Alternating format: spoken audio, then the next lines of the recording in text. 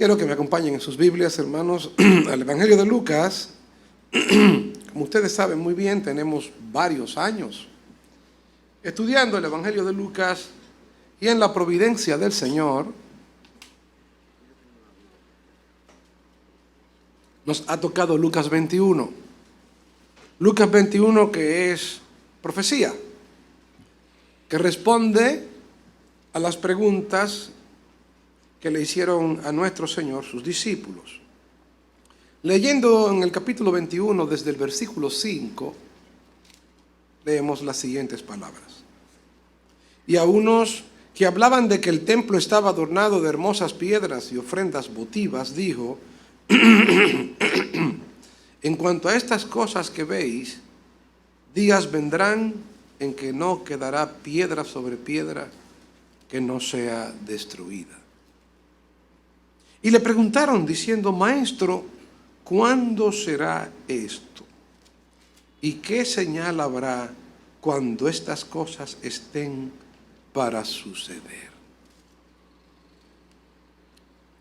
Nuestro Señor Jesucristo, en esta última semana de sus padecimientos en la cruz,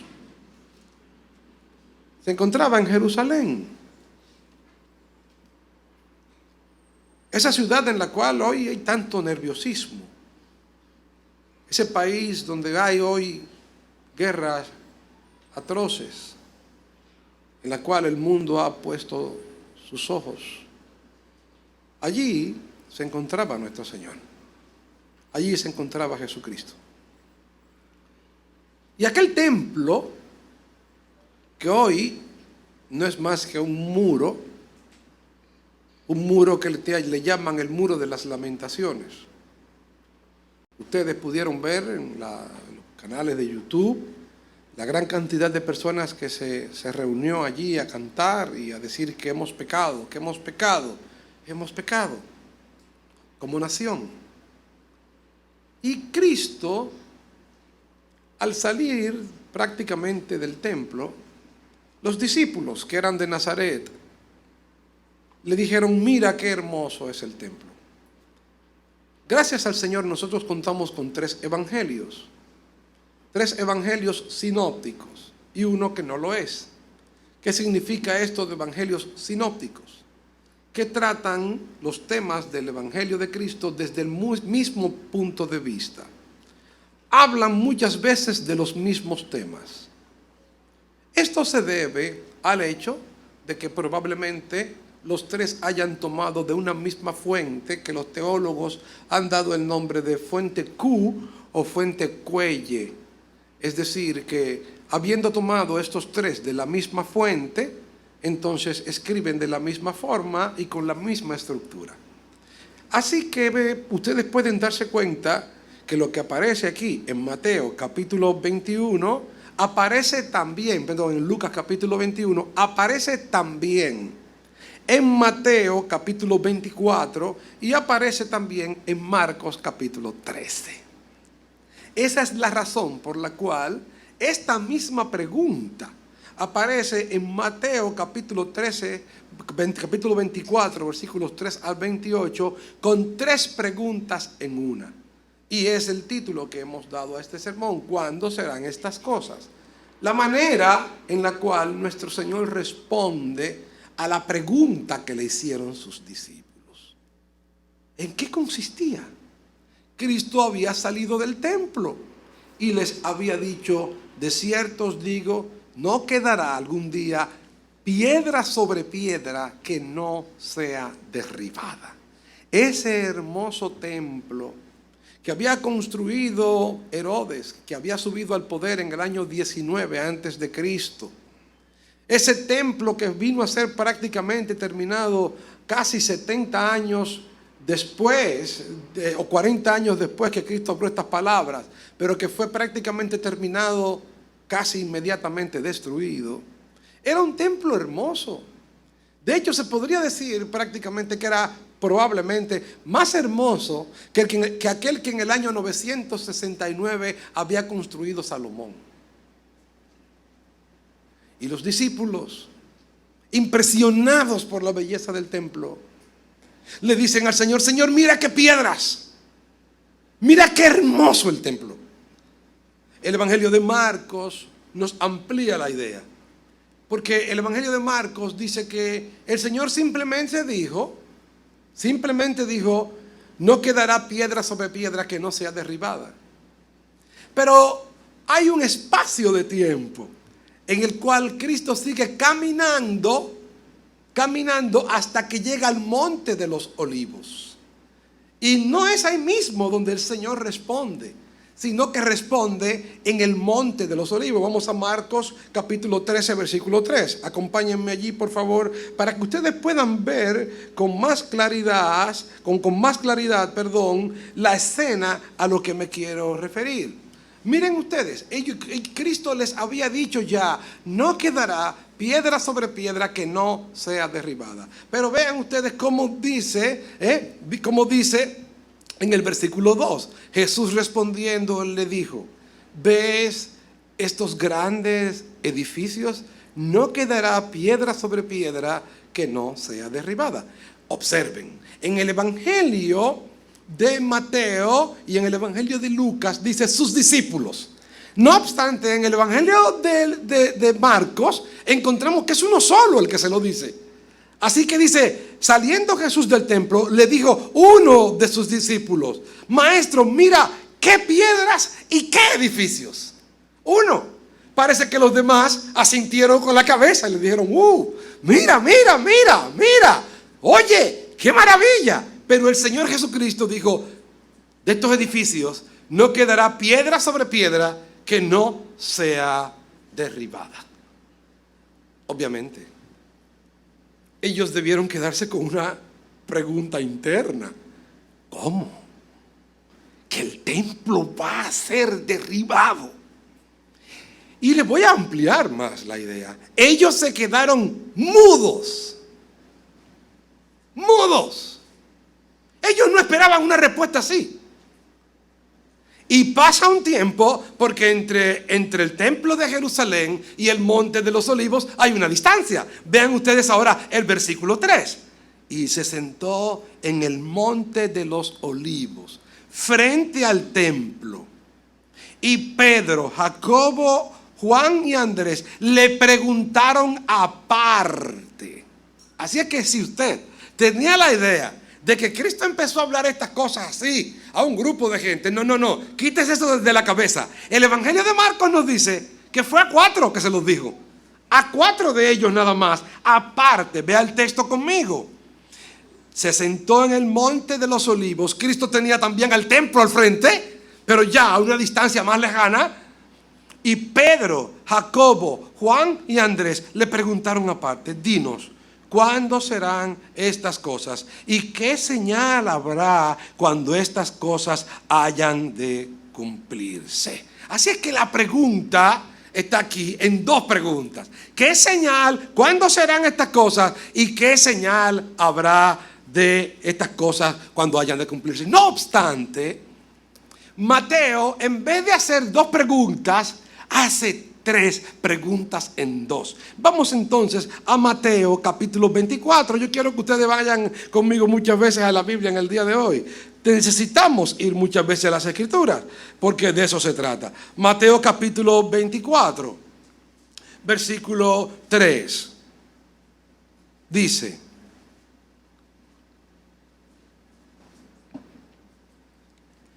y estando él sentado en el monte de los olivos, observen que ya no está en el templo. La respuesta no fue en el mismo templo. Los discípulos se le acercaron aparte diciendo: ¿cuándo serán estas cosas? Aquí hay una pregunta: ¿cuándo serán estas cosas? La segunda pregunta: ¿y qué señal habrá de tu venida? Y la tercera pregunta: ¿y qué señal habrá del fin del siglo? Está ahí mismo. Por lo tanto, Cristo recibe 3 preguntas en 2. La primera de ellas, ¿se recuerdan ustedes cuál es?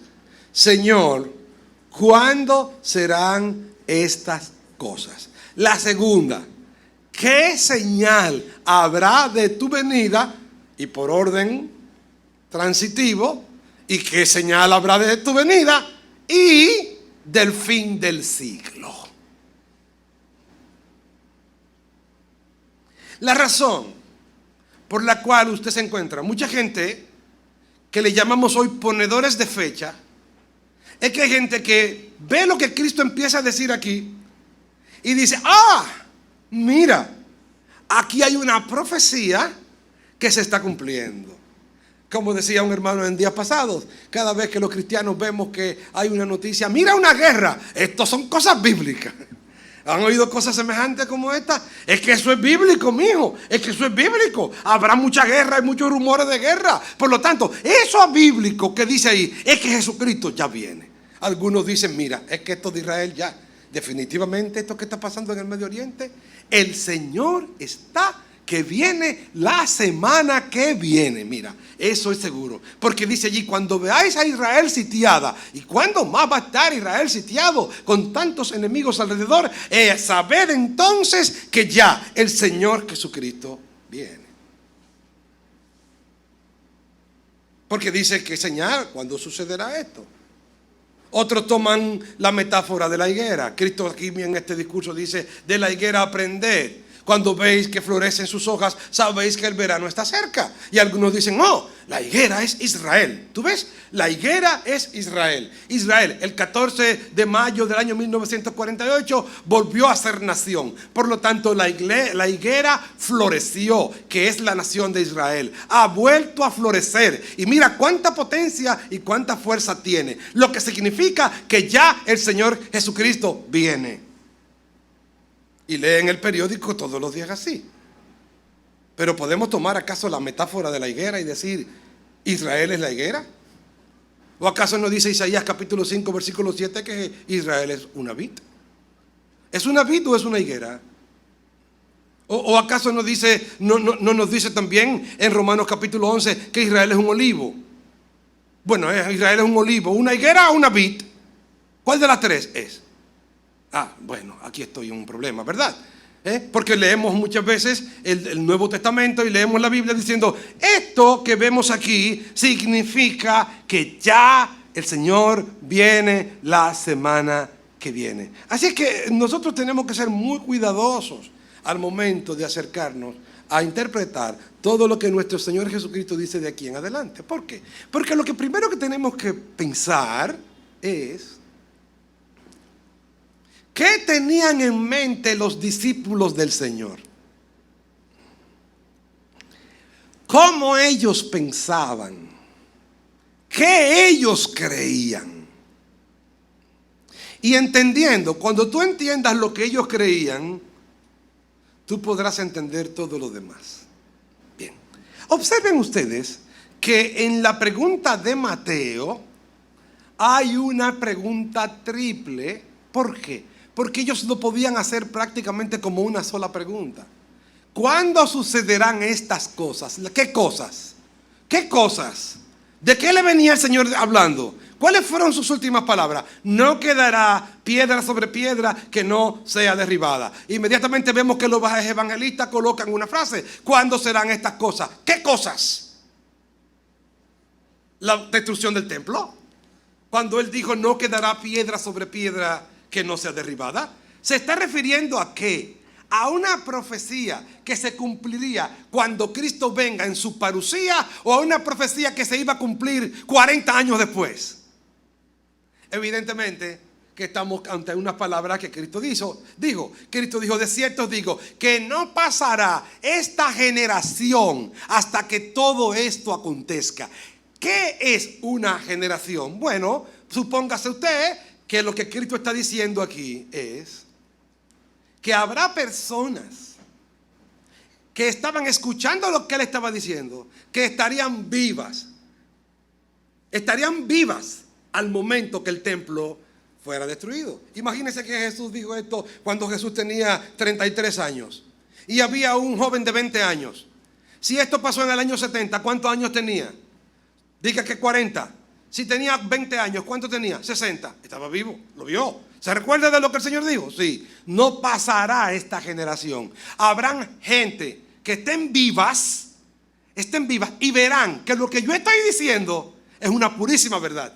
Que lo que yo estoy diciendo se va a cumplir. Parecía insólito que tal cosa pudiera ocurrir. Pero en la mente de los discípulos estaba que la destrucción del templo iba junto con la venida del Mesías e inmediatamente vendría el juicio. Es decir, que los tres eventos iban unidos el uno del otro, agarrados de la mano. ¿Qué era lo que no tenían en mente los discípulos? Que dentro de la parusía del Señor, de la muerte del Señor y la ascensión a los cielos, iba a pasar un periodo largo que, si el Señor viene hoy, es de 2023 años. Y si viene dentro de 5 años, era de 2028. Ellos no pensaron en eso. Ellos pensaban que las tres cosas iban a ocurrir la una detrás de la otra. Por ejemplo, para nosotros es fácil ilustrarlo. Algunos de ustedes pueden subir a uno de los techos de su casa. Aquí, a la segunda planta, tercera planta aquí. Y mirar hacia allá, hacia el Fuerte Resolí. Si usted ve el Fuerte Resolí, ¿qué tiene el Fuerte Resolí detrás? ¿Otro monte? ¿Es así? Detrás del Fuerte Resolí, yo lo que veo es otro monte, que le llaman Calderón, o que le llaman el Cacao, o que le llaman la Colonia. Eso es lo que se ve. Yo veo que detrás del Fuerte Resolí lo que hay es otro monte. Pero ¿quiénes de ustedes saben que detrás de Fuerte Resolí hay un lago? No. Sí, detrás de ese monte que usted ve ahí arriba, atrás hay un lago. Pero usted tiene que subir al Fuerte Resolí allá arriba. Y cuando miras atrás dice, oh, ¿y ese lago? Pero tú no lo veías desde aquí. ¿Por qué? Porque tú ves que un monte tiene otro monte detrás. Es como cuando tú pudieras ver dos paredes. Imagínate dos paredes que tú miras de frente. Las dos están pintadas del mismo color. Tú las miras a las dos de lejos. ¿Cuántas paredes tú ves? Una está aquí y la otra está a 10 metros detrás de la otra. Pero las dos están pintadas del mismo color. Una es más pequeña que otra. Y tú la miras de frente y la miras de lejos. ¿Cuántas paredes tú ves? Una. Pero en verdad cuando te acercas, dices dos. Pero cuando te acercas piensas probablemente que la más pequeña está pegada de la otra. Pero cuando la miras de perfil, te das cuenta de que no. De que hay una distancia entre la una y la otra. Eso es lo que no pensaban los discípulos. Los discípulos estaban mirando de frente. Los discípulos estaban viendo un solo evento y Cristo de aquí en adelante empieza a hablarles y a enseñarles de que no. De que hay un periodo de tiempo largo, que es el que estamos viviendo nosotros ahora, en los cuales la vida continuaría como habría continuado antes. Si en el mundo antes de Cristo había terremotos, seguiría habiendo terremotos. Así que la gente cada vez que ve un terremoto ahora dice, oh, esto es que Jesucristo viene mañana. Pero hemos visto muchos terremotos. El terremoto de Pompeya, con el volcán, año 79. Mucha gente pudo haber salido y dicho, Cristo viene, míralo ahí, ahí viene. Algunos se ponen a calcular las 70 semanas de Daniel. Y allí vienen y sacan, Cristo viene en el 1844, el 1850. Y aquí mira, tal día. Y los adventistas salieron afuera, créanlo ustedes, esto es literal. Salieron allá afuera, los testigos de Jehová, se vistieron de blanco y salieron a los valles. No, en la casa no, porque en la casa, perdonen, pudiera dar risa. Si salía te podía chocar con el techo. Porque ese era el día que Jesús venía y tú ibas a salir. Así es que es mejor que lo esperes al aire libre, no sea que te dé un cocazo ahí y tenga que salir por la puerta a alta velocidad. No, perdone que me ría, porque es que hay cosas como que, ¿verdad? No. Y esperaron al Señor vestido de blanco, con bata blanca y toda esa cuestión. Algunos subieron a los techos, en la azotea, porque ya Cristo venía ese día. ¿Saben qué? Se equivocaron, tampoco Cristo vino ese día. Y vimos cosas tan terribles como la Primera Guerra Mundial, 1914. Millones y millones de personas muertas. ¿Cuánta gente dijo? Mírenlo ahí, eso es bíblico. Oiré guerra y rumores de guerra. Eso significa que el Señor viene mañana. Mentira, había otra guerra más en 1935, peor que la primera. ¿Y cuántos nos dijeron entre la Primera y la Segunda Guerra Mundial? Ya está el fin, definitivamente. Míralo aquí, Hitler. Hitler es el anticristo. Oh, pero yo estaría, mira, yo creo que yo hubiera salido con una bandera a los tiempos de Hitler y hubiera dicho, Hitler es el anticristo. Claro que sí que es el anticristo. Mire, yo estoy casi seguro de que pero no era el anticristo Hitler. Y saben que muchas en la iglesia pueden hacer eso creyendo que tienen una gran fe.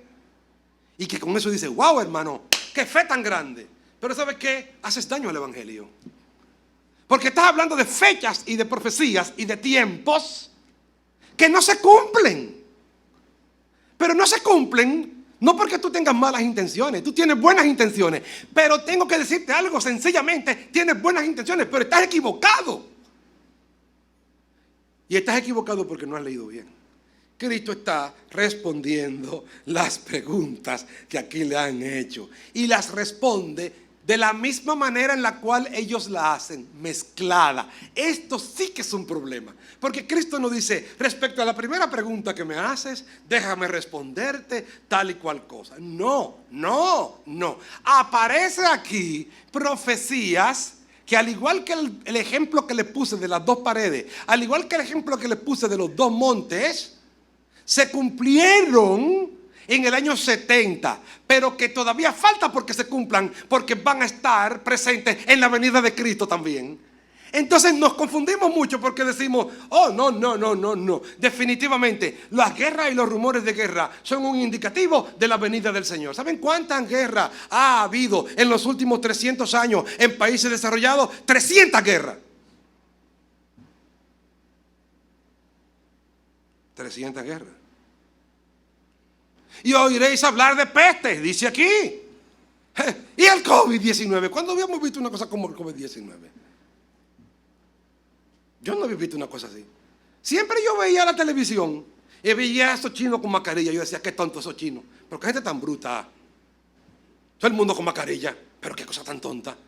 Qué exagerados son. Hasta que yo vi que ustedes también tenían mascarilla. Dije, los chinos tenían razón. Los taiwaneses tenían razón. Es que nosotros nunca habíamos visto eso. Nosotros nunca habíamos visto eso. Pero muchos dijeron, mira aquí está el COVID-19. Ya Cristo viene la semana que viene. No fue así, hermano. No fue así. Entonces, tú no puedes interpretar la Biblia separado de la historia. Si tú dices que hay un acontecimiento bíblico que ha de ocurrir y no ocurrió, entonces tienes que revisar tu teología, porque la Biblia es la inerrante palabra de Dios. Ella no se equivoca, el que se equivocó fuiste tú. ¿Qué dice el Señor? Vamos a leerlo. Y estando él sentado en el monte de los olivos, los discípulos se acercaron aparte diciendo, dinos, ¿cuándo serán estas cosas? ¿Y qué señal habrá de tu venida y del fin del siglo? Respondiendo Jesús les dijo, mirad que nadie os engañe, porque vendrán muchos en mi nombre diciendo, yo soy el Cristo, y a muchos se engañarán.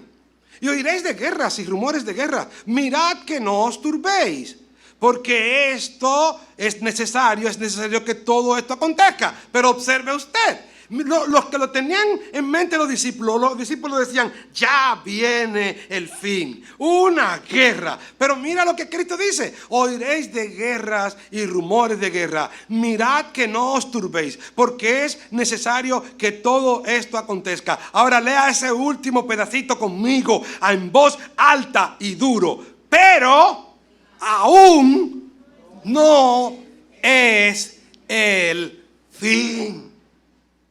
¿Lo quiere más claro de ahí? Pero desde que vemos un terremoto decimos el fin. Desde que vemos una guerra decimos el fin. Pero Jesús dice, ese no es el fin. Ustedes van a ver todo eso.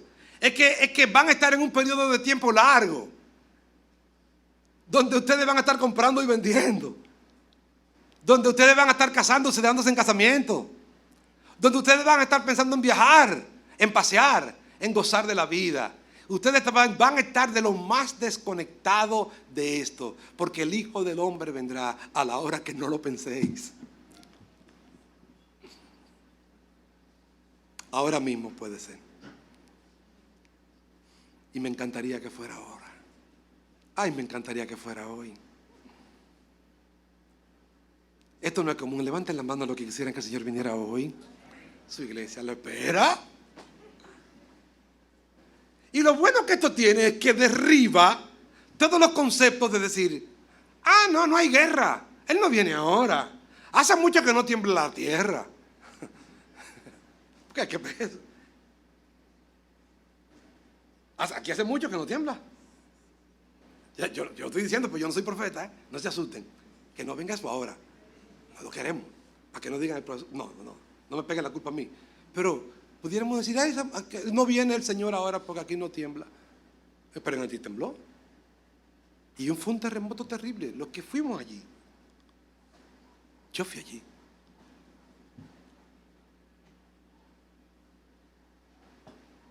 Las casas de varias plantas eran un sándwich. El olor de los cadáveres todavía se sentía.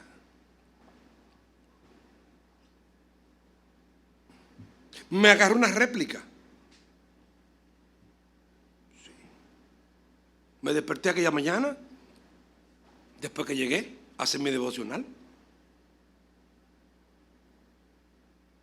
Y oigo yo toda la gente gritando. Digo, pero qué raro se despiertan estos haitianos. Mira cómo se despiertan gritando todito. Cuando yo oigo el grito, y el dueño de la casa me dijo, no salga afuera, que afuera hay un perro muy bravo. ¿Y cómo? Y cuando yo vi que esa casa estaba temblando, digo, ¿qué hago? Si me muerde el perro, me tumba la casa. Cuando salí, el perro corriendo adelante. Corría más rápido que yo el perro. ¿Quién? ¿Tú crees que eso es fácil? El perro corriendo adelante. Y uno dice, el Señor viene mañana, está temblando la tierra. Hermano, dice el Señor, aún no es el fin. Porque se levantará nación contra nación y reino contra reino. Y habrá pestes y hambres y terremotos en diferentes lugares. Y todo esto será, el final, ¿no? ¿Qué dice? Léalo. El 8. Esto será, ¿qué? Principio. Cuando una mujer va a dar luz, el principio de dolor es que va a parir ya. Eso es una cosa terrible. Eso es una cosa terrible. Los que no han estado nunca embarazados, que yo espero nunca estarlo, y yo sé que no lo voy a estar. Pero eso empieza un dolorcito, principio de dolores. Y los hombres decimos, ya van a ser. ¿Quién dijo? La ponen en la clínica y ahora vienen y ahora van. ¿Y cuándo es? No, que ya rompió fuente. Uy, ya rompió fuente. Pero ya que se rompió fuente que viene, no, espérate, ahora hay que esperar las contracciones. Pero no viene la contracción, inyéctale un pitocin. ¿Pitocin es que se llama, doctor? Me recuerdo. Inyéctale un pitocin para que empiecen las contracciones. Ahí. Y uno ahí esperando ahí. O si no, mira, no sale el muchacho, cesárea. ¡Fua! Y salió. Punto. Principio de dolores. Pero no es el fin. No es el fin. Entonces os entregarán a tribulación y os matarán y seréis aborrecidos de toda la gente por causa de mi nombre. Tiene que dar un espacio, dice el Señor, a que el evangelio se expanda. Y eso no iba a pasar en un día.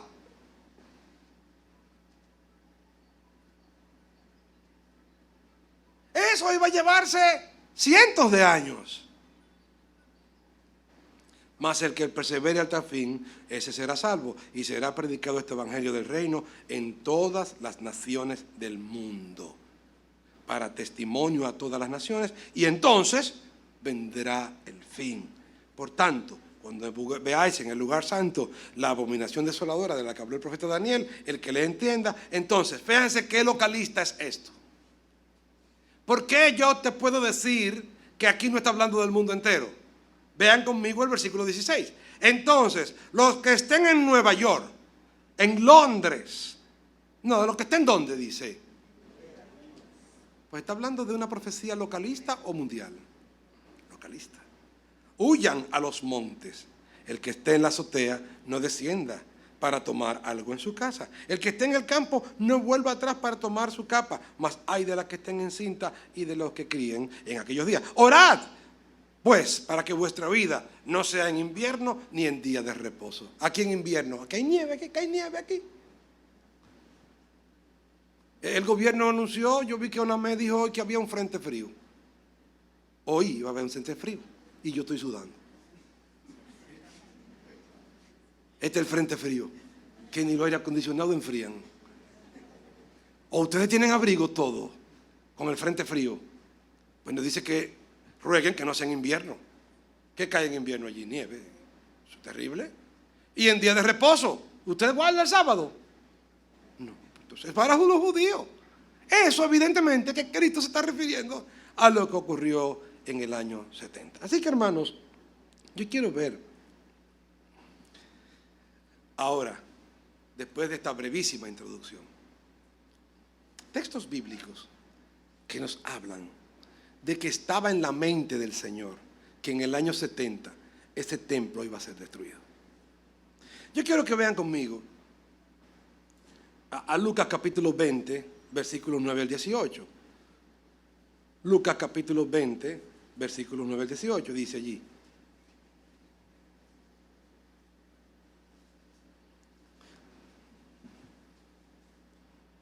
es muy largo, es muy largo. El Señor les enseña aquí la parábola de los labradores malvados. Y en esta parábola de los labradores malvados, de los obreros de la viña, ¿qué les está mostrando?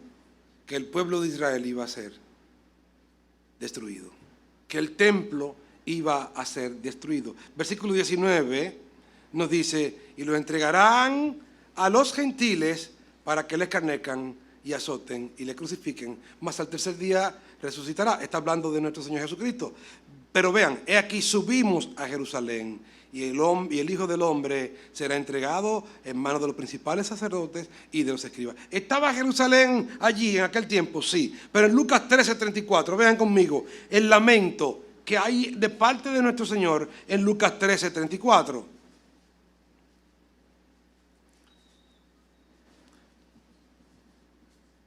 Jerusalén, Jerusalén, que matas a los profetas y apedreas a los que te son enviados. ¿Cuántas veces quise juntar a tus hijos como la gallina a sus polluelos debajo de sus alas, y no quisiste? ¿Y qué va a pasar en el 35? He aquí, vuestra casa os es dejada desierta. Y os digo que no me veréis hasta que llegue el tiempo en que digas: bendito el que viene en el nombre del Señor. Jerusalén, Sión, ciudad de Dios.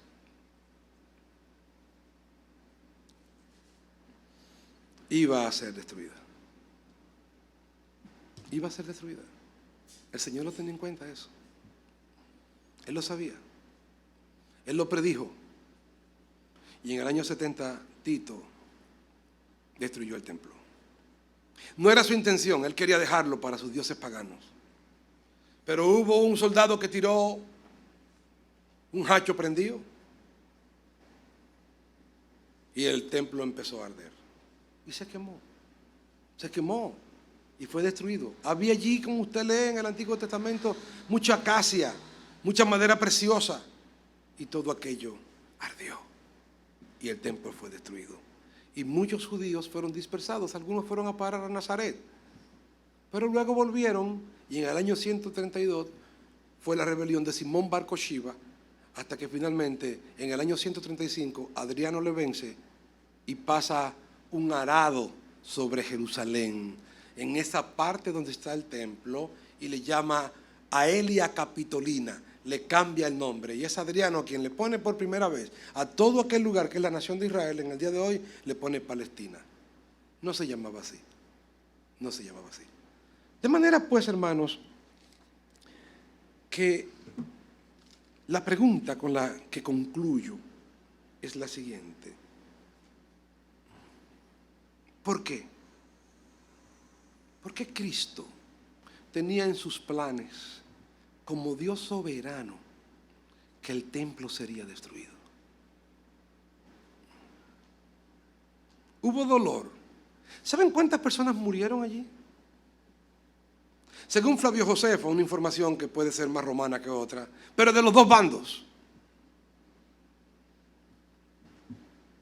¿Han oído ustedes cuántos han muerto en esta guerra estos días? ¿Quién sabe el número? ¿5,000? ¿6,000? Nos parece mucho en esta época, ¿verdad? ¿Saben cuántos judíos murieron? Judíos murieron, mayormente judíos, y romanos también. 1.110.000 personas.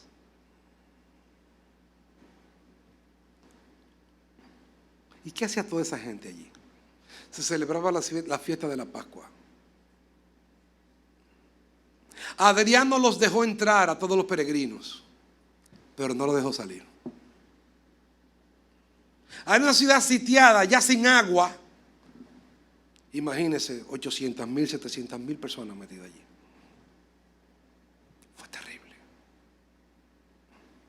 Fue terrible. ¿Por qué lo hizo Dios? La historia comienza a ser entendida en Juan capítulo 4, versículo 20. El Señor Jesús se encuentra con una mujer que no es judía. Una mujer samaritana. Y para los samaritanos, o para los judíos, un samaritano era algo así como casi un palestino del grupo Hamás. ¿Sabe cuando tú sabes qué hacía un judío cuando le decía la palabra samaritano? Escupía.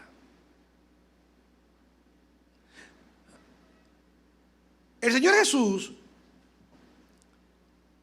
cuando le preguntan qué es guardar la ley, usted no se da cuenta, pero le da un bofetón. Señor, ¿y qué es amar a mi prójimo? Ah, mira, amar a tu prójimo, mira. Un hombre fue en el desierto y golpeado por ladrones y dejado. Y pasó un sumo sacerdote, lo vio y siguió. Pasó un escriba y siguió y lo vio. Pasó un samaritano. ¿Cómo que un qué? Samaritano. ¿Quién tú crees que fue el prójimo? ¿Sabes lo que le contestó el individuo? No le dijo el samaritano porque no se atreve a decirlo. Dice, el que tuvo compasión de él.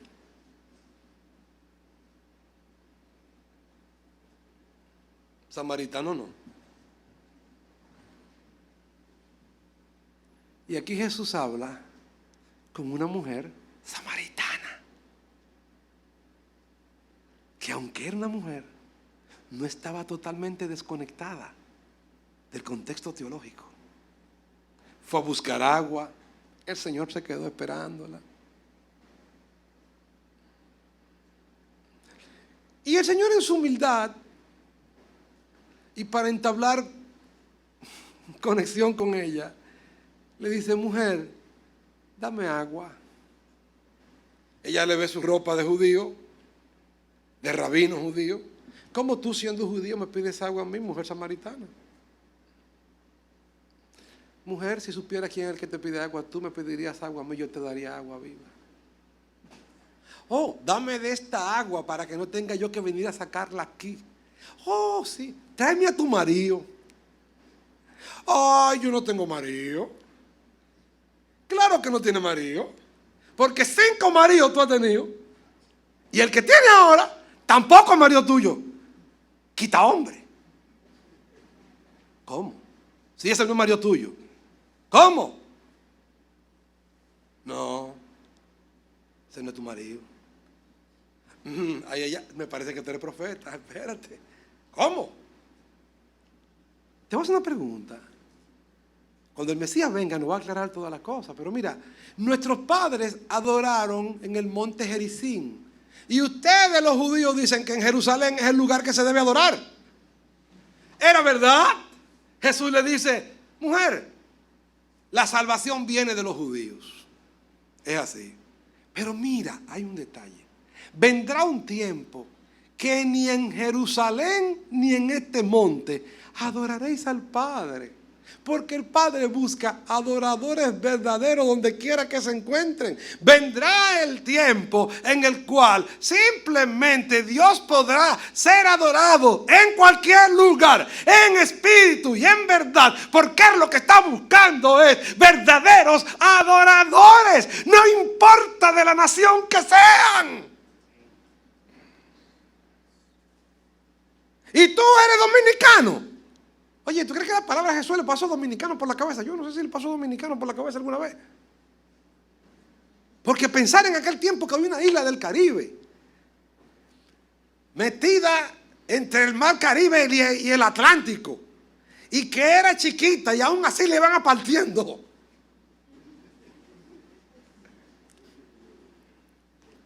Y que de un lado iban a estar África y de otro lado iba a estar España.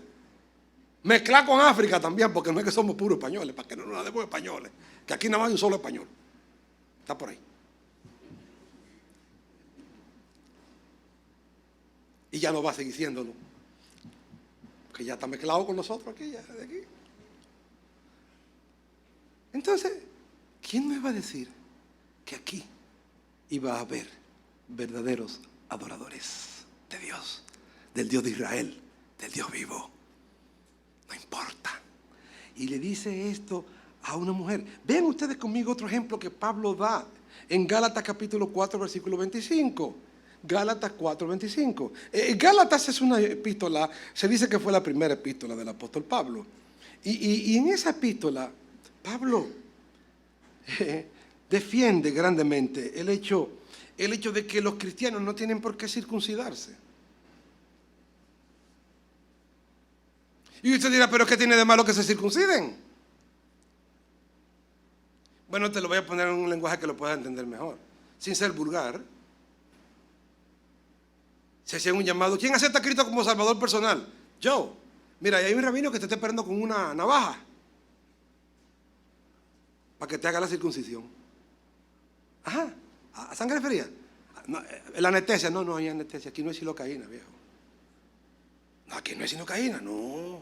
Ni silocaína al 2, al 3, al 1. No, aquí no hay silocaína. A sangre fría, negro. Pero también hay antibióticos, ¿verdad? No. Ni sábila, no. Yo no puedo dejar esto para más tarde. No es ahora. Pablo dice, no. El que ha creído en Cristo no tiene que hacerse judío. No tiene que circuncidarse. Tira eso a un lado, porque lo que verdaderamente se busca es la fe interna. No es que un pedacito de carne te lo quiten, un pedazo de dedo, una uña. No, es la circuncisión del corazón. Es la búsqueda del Dios verdadero, un Dios invisible, un Dios que se adora en espíritu y en verdad, un Dios que se adora con el corazón.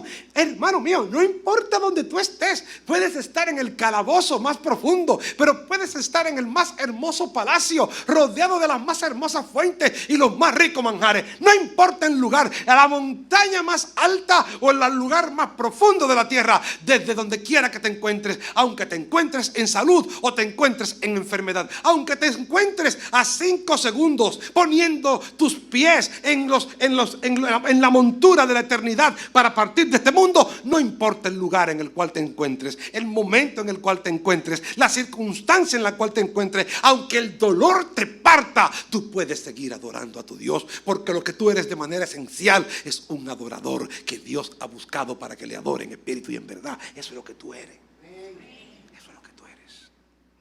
Y aquí estaba este problema. Gente que decía, no, tienen que hacerse judíos. Tienen que hacerse de la nación de Israel. Tienen que circuncidarse. ¿Qué?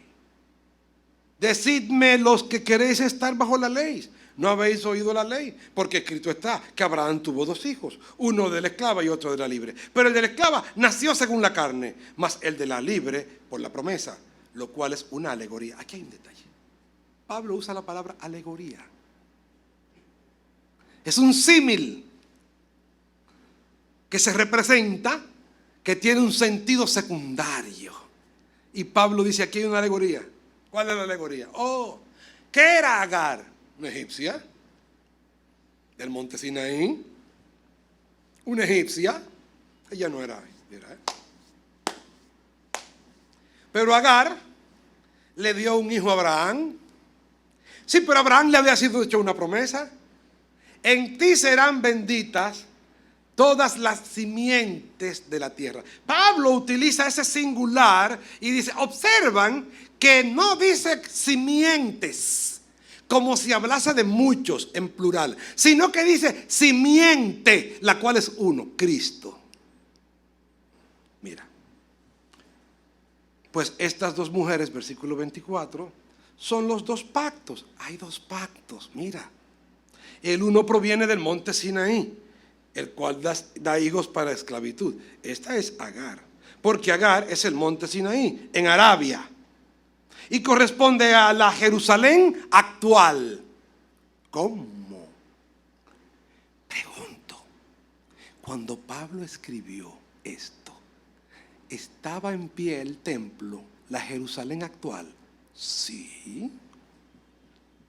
Ahora lea bien. Pues esta, junto con sus hijos, está en esclavitud. Mas la Jerusalén de arriba, la cual es madre de todos nosotros, es libre. El templo sería destruido, pero ¿sería destruido el templo de Dios? No. ¿Serían destruidos los adoradores? No. Así que, hermanos, el cristianismo no tiene lugar de peregrinación. Tengo un amigo católico. Pertenece a los catecúmenos. Me dijo, con estos problemas ahora los catecúmenos no vamos a poder cumplir con nuestra promesa de que tenemos que ir una vez a Jerusalén en toda nuestra vida. Digo, pasa que este catecúmeno hay que tener cuarto. No solamente dice catecúmeno, hay que tener catecumenismo. ¿Y porque es un viaje caro? Cuesta $500,000 de pesos ese viaje. Eso no es allí, eso cuesta cuarto. Entonces, no, si usted quiere ser catecúmeno, aquí puede venir y lo recibimos sin tener que pagar todo eso. Guárdeselo. Guárdeselo. La Jerusalén actual, dice Pablo, es esclava, pero la de nosotros es libre, que es la de arriba. Es la de arriba. Pertenecemos a esa Jerusalén en la cual podemos adorar, donde hay un templo para nosotros. Así que, hermanos, los que quieran tomar nota pueden tomar Apocalipsis 3:12, Apocalipsis 21:2, Apocalipsis 21:10, Segunda a los Corintios capítulo 5 versículo 16, Juan capítulo 2 versículo 19. Con eso concluyo. Cristo le preguntaron, ¿qué señal haces? Y él dice, destruid este templo y en 3 días lo reedificaré. Así que cuando resucitó, sus discípulos entendieron que hablaba del templo de su cuerpo.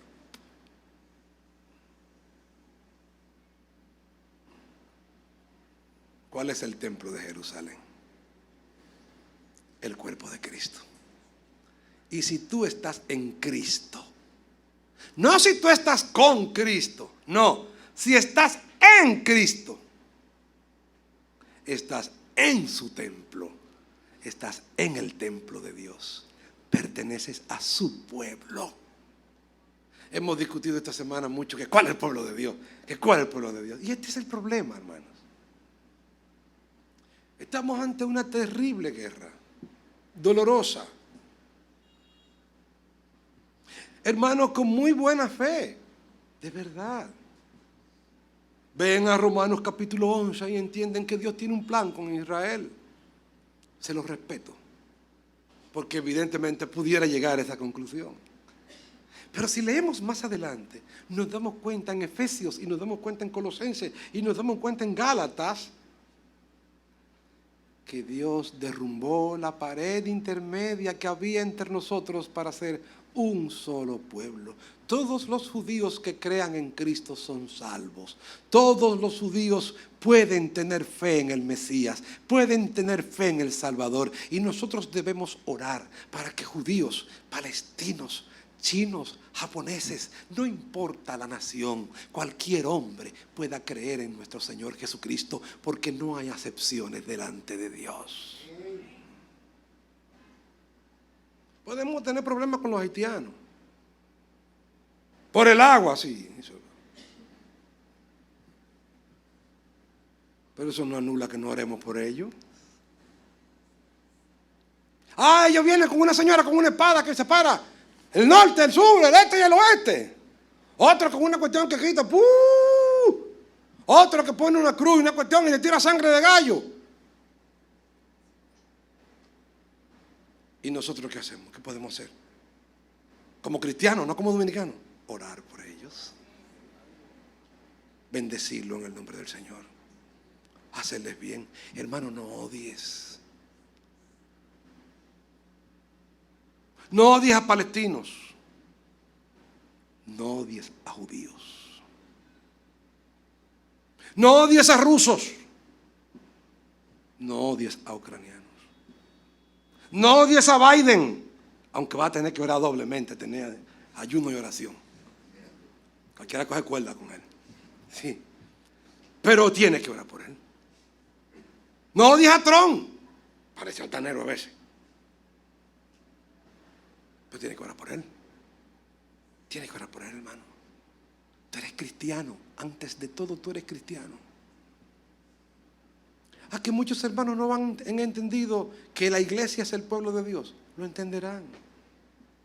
Solamente tenemos que buscar los textos bíblicos. Están ahí. Están claros. Tengo otras ovejas que no son de este redil. A estas debo traer. Y serán un rebaño, un pastor y un redil. No 2 pastores y 2 rediles. Orar por ellos. Lo que ocurrió, matar niños como estas personas mataron a estos niños del grupo Hamás, todavía lo pensamos. Pensamos en lo que deben estar sufriendo aquellos que tienen familiares rehenes. Si fueran mis hijas, yo estaría derrumbado. O mi nieta. O mis yernos también, a los 2. O hasta Ramón. Y mi esposa. Ah, mi esposa sí. Claro, la primera. Pero mi amor. Se nos derretiría el corazón. A mí se me derrite el corazón. Así están ellos.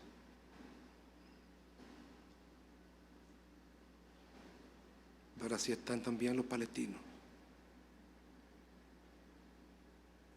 Con un enfermo en cama que no pueden salir y que le digan evacúen la zona que la vamos a bombardear. Sin tú poder salir con tu mamá, que es una anciana de 80 años, esperando simplemente que te caiga una bomba en la habitación.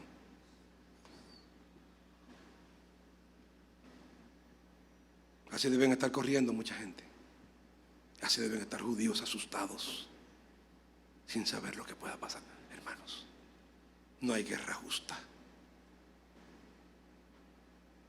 Y sí, debemos orar por todos y anhelar que nuestro Señor venga y sea manifestado en el corazón de todos. Nosotros fuimos llamados a predicar el Evangelio a todas las naciones, sin nombre, sin color, sin lengua. Cualquiera puede aceptar a Jesucristo como el Señor de su vida. Y no te olvides esto. Eres dominicano, pero sobre todo eres cristiano. Y eres más cristiano que dominicano. Y pienso que si las naciones aplicaran los principios de Cristo, las cosas fueran muy distintas. Si supieran perdonar, las cosas fueran muy distintas. Si supieran escuchar, hubiera más paz. Pero en la venganza no mora la justicia de Dios. No. Y uno se pregunta, pero son naciones, tienen que matar. En la ira del hombre no mora la justicia de Dios. Toda vida humana es valiosa. La mía vale mucho para mí. Vale mucho para Sonia. La mía vale mucho para Sonia, se preocupa muchísimo por mí. Vale mucho para mis hijas, desde que ven que yo me enfermo están ahí. Mi familia. Otros de ustedes también se preocupan por mí, para mí. Pero ya quizás el vecino de ahí ni piensa en mí, el de ahí tampoco. Y quizás el que vive por allá, por la Bernardo Alía en el fondo, ni sepa nada de mí. Si me morí y pasé en un carro fúnebre por ahí, ¿quién murió? El pastor de la iglesia que estaba allí. Caramba. ¿Cómo se llamaba él? Samuel Nina. Yo nunca lo conocí, ¿no? Pues sí, sigamos hablando. Es para mí que vale. Mi vida vale para mí. Dios espera que tu vida valga para ti y que tu corazón se extienda a otros. Que también las de otros valgan para ti. Así que como cristianos, cuidemos nuestros corazones. Cuidémonos de ofender a hermanos que no piensan igual que nosotros. Guardémonos y oremos. Y seamos cristianos. Vamos a orar. Amante Señor, esa tierra donde tú caminaste, de la que hay un corito que decimos tierra bendita y divina, que es la de Palestina, donde nació Jesús.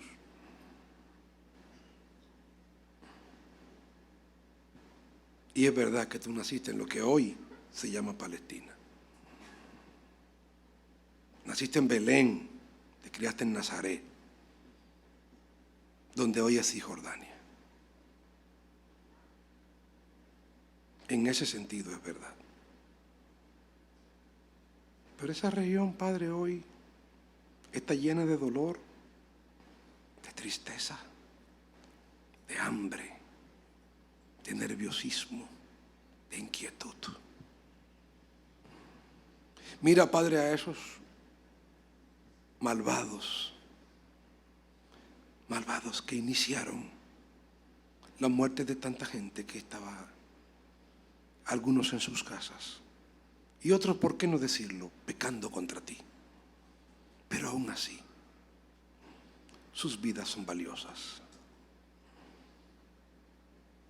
y no tenían por qué quitárselas y arrebatárselas así, ni de ninguna otra forma. Que estos hombres paguen por el daño que han hecho, Padre. Que tu justicia se haga evidente. Pero ten compasión de los que han y tienen familiares, Señor, que han sido rehenes y son rehenes y están sufriendo hoy. Y por esos mismos rehenes, Señor, revélales al Mesías que ellos esperan, que es Cristo. Muéstrale, Señor, la faz de nuestro Señor. Usa a alguno que le hable del Salvador, Señor, y tráelos a tus pies. Dale sabiduría a los gobernantes, Señor, del mundo, a todos ellos, no solo por Palestina, Israel, sino por Rusia y Ucrania, y por República Dominicana y Haití, aunque en menor grado, Señor. Ten misericordia de nuestra nación. Ten compasión de este país y de la nación de Haití, donde no hay gobierno, donde hay anarquía, donde la gente sufre tanto, Señor, tanto. Oh Padre, ayúdalos, Señor, a salir de este fango cenagoso en el cual se encuentran. Ten misericordia de ellos también, en el nombre de Jesús. Amén y amén.